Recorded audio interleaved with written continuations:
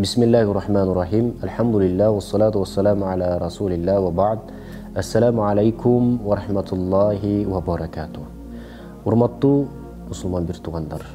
Азыр мен бир сөз айтам. Мына ушул сөздү, мына ушул ысымды укканда бүт баарыбыз мындай жүрөгүбүз шуулдап кетет. Мисалы, әш-шайтан, шайтан. Мына ушул сөздү укканда сиз башкача бир сезимде калдыңыз. Же болбосо адамдардын азгырылып кетип атканын элестетесиз. Же болбосо адамдар туура жолдо жүрсө, ошол жолдон чыгуусун элестетесиз. Же болбосо түз эле жүргөн инсанды күнөөгө түртүлүп, ошол күнөөгө баратканын элестетесиз. Албетте, чынында шайтан бейиштен түшкөндө эле бизге каршы, бизге мусулмандарга мындай куралын көтөрүп эле түшкөн. Бул ачык эле сөз. Биздин душманыбыз бул шайтан.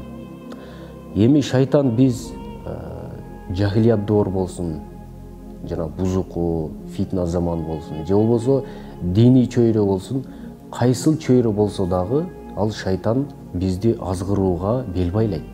Бизди азгырууга кирип келет.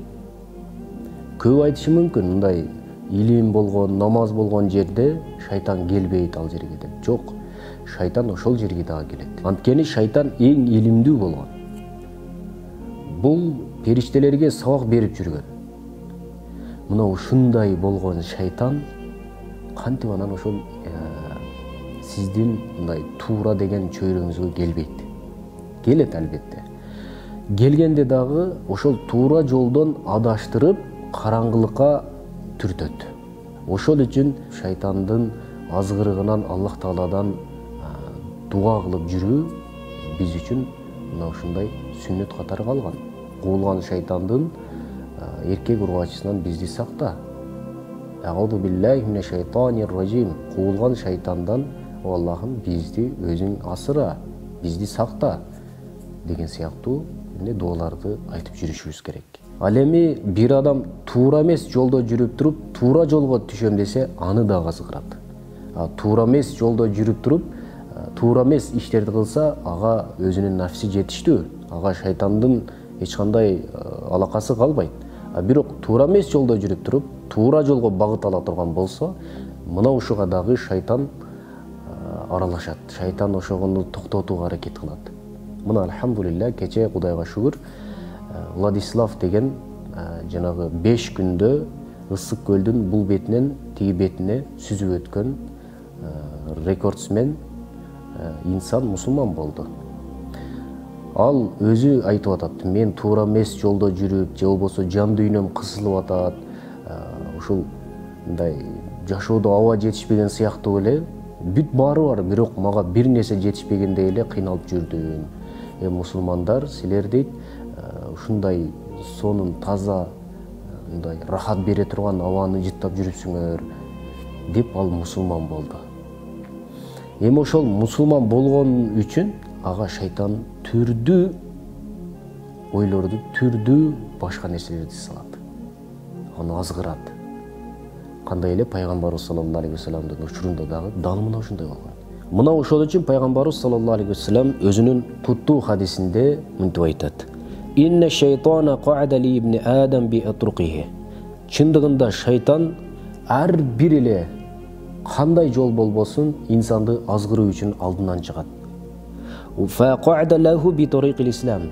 Жана ошол ислам чөйрөсүндө дагы, ислам жолунда дагы баягы мусулман эмес адамдар мусулман боломун деп мындай бактысыздыктан бактылуулукка аттанам деп аткан учурда дагы алдынан чыгып мынтип айтат дейт. Факала, шайтан айтат: "Туслим, ой сен эмне мусулман болосуңбу?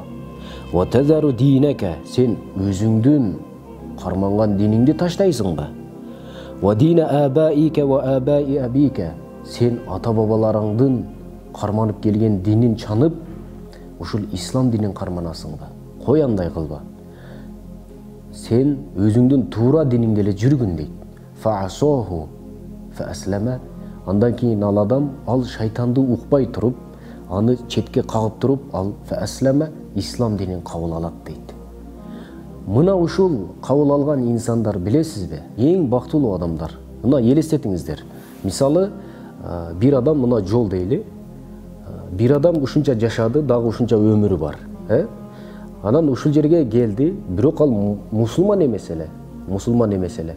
Анан мусулманчылыкты кабыл алгандан кийин мына артта кандай күнөө кылбасын, бүт баары кетет, өчүрүлөт. Анткени ал мусулман эмес учурда кылынган күнөөлөр эле. Азыр эми мусулман болгондон кийин бул арттагы күнөөлөрү бүт өчөт дагы, эми бул жаңы төрөлгөн наристедей жаңы жашоону баштайт. Эми мусулманчылыкты кабыл алгандан кийин бул инсан күнөө кылбай, Аллахты таанып, Аллахка ибадат кылып жашаш керек болот. Мына ушул адамдар эң бактылуу адамдар. Мына Кудайга шүгүр, Владислав дагы өзүнүн атын өзгөрттү, мусулманчылыкка өттү, мусулман болду, демек ал дагы бир бактылуулукка кирди. Демек, ар бир инсан бактылуулукка киргенде сөзсүз түрдө аны шайтан азгырат. Кой дейт, бул жолдогулар эптеп өзүнүн шымын түздө кие албай, же болбосо жаман галошторду кийип жүрөт. Карачы, сенин диниң эле жакшы болчу дейт. Же болбосо бул динде баягы күнөө кылып, кыздар менен ойноп күлүп жүрө албайт экенсиң. Кой андан көрө өзүңдүн диниңе өт деп айтат. Бирок эрки күчтүү, ыймандуу болоюн, туура жолдо болоюн деген инсан фаасоху, шайтанды четке кагат, аны укпайт, ал эмне десе десин дейт дагы, фааслама, ал ислам динин кабыл алат.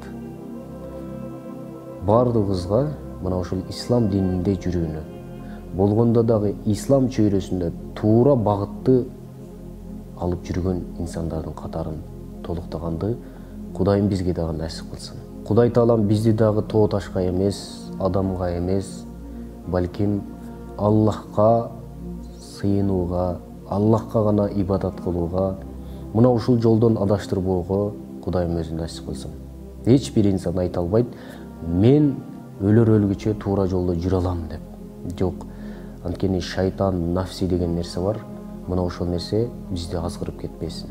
Кудай Тааладан мына ушул нерсени сурап, бүт баарыбыз дуа кылып жашайлы. Вассаламу алейкум ва рахматуллахи ва баракатух.